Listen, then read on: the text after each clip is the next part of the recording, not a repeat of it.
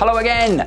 This week I wanted to talk about the idea of why so many complementary therapies lack this magic word, which is evidence. Now, I'm going to tell you that absence of evidence is not the same as evidence of absence. And science is a blunt tool with which to dissect reality, but we are in an arena where evidence to a great degree is really important. I'll also often say things in my videos along the lines of that the evidence doesn't support X, Y, or Z, and things like stretching or what have you. So we do understand that good, grounded and well-gathered evidence is really vital for decisions on how we move forward in treatments and what we do with certain things. Evidence doesn't also come from lots of people doing it. I mean, there is a bit of that, but you could have 1 million people doing something for a long time, but it wouldn't really count in the realm of what we're talking about unless it was sort of written down, explained. And so we need papers, scientific papers that examine what's going on, and these then need to be repeated in order for us to be able to come up with a body of evidence. The trouble is that there's a little bit of a vicious circle.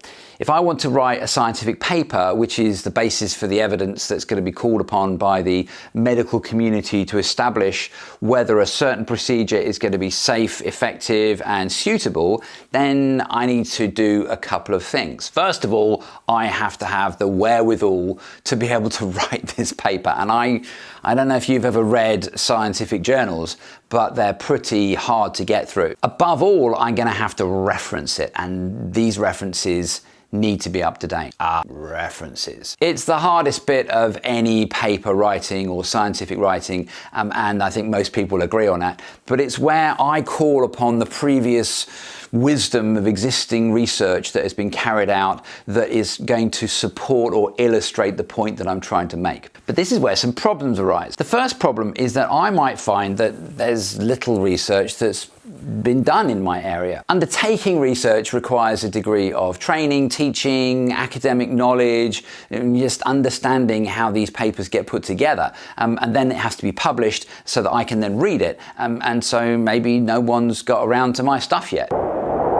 The trouble is that without the references, my paper is going to struggle to carry any weight of evidence simply because what I'm doing hasn't been repeated and not much has been written about it before. And there's not real kudos in novel research unless it's really groundbreaking in some way. So this then brings me to my next problem. Suppose conversely that yes, there's been loads of amounts of studies surrounding or related to my subject that will help my reader to understand the place that I'm coming from. For example, I want to suggest that my treatment method, which happens to be tickling people with a daisy, is effective because of the tickling effect of the body, because of the hormones in the daisies, and because of the universal love for this particular flower. So I would call on existing research into all of those different areas and reference those to make my point. Here's a good one.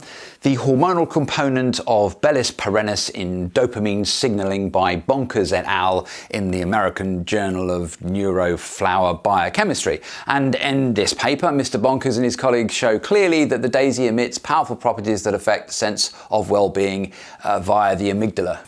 Well, I'm making it up, but you understand where I'm coming from. I'm not making the bit about Bellis perennis, because that's the daisy. For my article to be taken seriously, to have weight, I'll need a bunch of these references from different corners of the flower studying and touch community, which brings me to my next problem. You might think I could simply go on the internet these days, find a relevant paper, quote what it says, add the citation at the end of the paper, and bingo. Wrong, even if I do know how to do a good literature search, which is an art in itself. While I will probably be able to get hold of the abstracts which outline the paper and the conclusions, the full article, which I'm going to need, is really likely to be locked behind a paywall. This paywall is going to be owned by one of 5 big publishing companies, and they're going to charge me about £30 on average to download the paper so I can read it effectively. By the way, also, which referencing style are you going to use? Because there's over 30 of them. A well-referenced paper is going to have 25, 30 individual references, the majority of which won't be available for free public access. So, go ahead and do the maths on this one.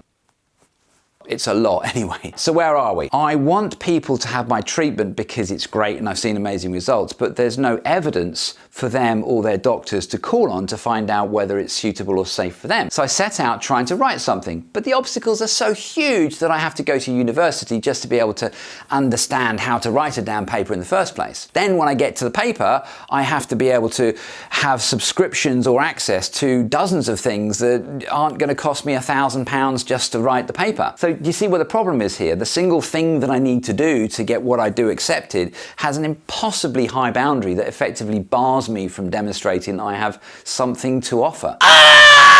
Even if I did then jump through all those hoops, where am I going to get my article published?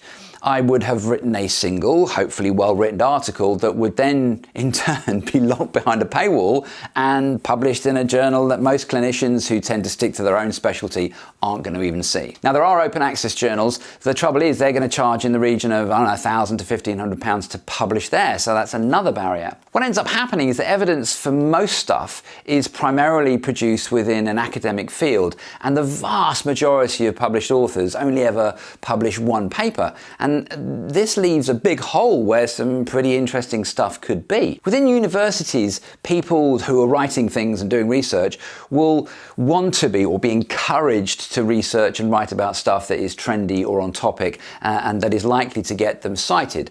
They may be pushed by the university to publish in certain journals and look for sort of sexy science that is likely to get picked up by the mainstream and draw attention to the university. So what chance the effects of my daisy therapy amongst all these articles? Now, there are websites available that you can access thousands of scientific papers, and one of them is called Sci-Hub, Science Hub. Technically, it's illegal and has been called the Napster of science, so I can't recommend you use it, but it's awesome.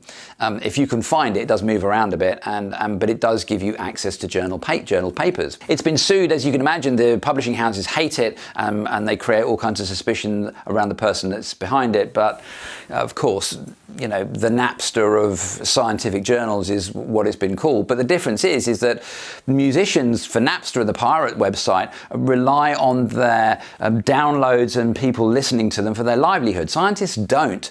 They're not paid by the number of views of their paper. Their wages are guaranteed by institutions which are already hugely reliant on public funding, so we're kind of already paying for them. So knowledge is restricted to those who can pay, creating limitations on our ability to understand wider implications of what we do, and also to be able to then share it with others. That's bad enough, but then the potential for us to be able to clearly explain the mechanisms of our treatment is also really limited. In other words, it's very difficult to write, it's very difficult to read, it's very difficult to reference, and it's very difficult to publish. The complementary therapy industry is then criticised for not producing evidence, and everything we therefore do is known as alternative or quackery. It's a lose-lose situation.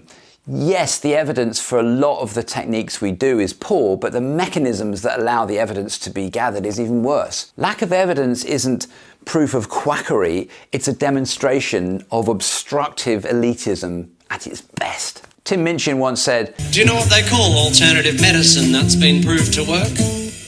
Medicine." That's a really naive way of understanding it, and it comes from somebody that clearly has never tried to get a paper published or tried to reference one cheaply. So that kind of got me going this week. What do you think? Have you read papers? Do you write papers? What have you got access to? Do you use Sci-Hub? Let me know in the comments below. Please do that thing that we're supposed to do, which is to like and subscribe and tell other people, and I will see you next time. My shirt this week is from the amazing Dulcie Best, who has a shop in Frome called Poppycock, and you should go and see her.